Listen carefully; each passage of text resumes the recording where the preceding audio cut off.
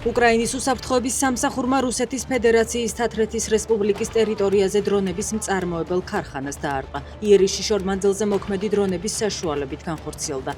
სამიზნე იყო რუსების ლოჯისტიკური ცენტრი, სადაც შაჰიდის დრონები ინახებოდა. საწყობი უკრაინის საზღვრიდან 1300 კილომეტრში მდებარეობს.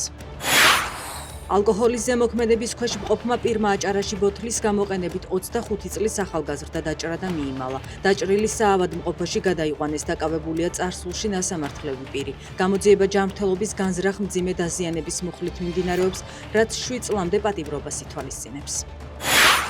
ნიუ-იორკში Times Square-ზე სროლა იყო, დაშავდა 3 ადამიანი. მომხდართან დაკავშირებით დააკავეს 17 წლის ბიჭი. პოლიციამ ნივთმტკიცებად ცეცხლსასროლი იარაღიც ამოიღო. შემთხვევას წინ უძღოდა დაკავებულსა და ერთ-ერთ დაჭრილს შორის სიტყვიერი შელაპარაკება. საბერძნეთში ათენთან ახლოს მასშტაბურ ტყის ხანძარს ებრძვიან, დაღუპულია სულ მცირე 3 ადამიანი. ხანძრის ჩაქრობას 260-ზე მეტი მეხანძრე ცდილობს, თუმცა ძლიერი ქარის სამუშაოებს ართულებს. მიმდებარე ტერიტორიებიდან ათასობით ადამიანია ევაკუირებული. ხანძარი ფიქსირდება ტურისტულ კუნძულ კეფალონიაზეც.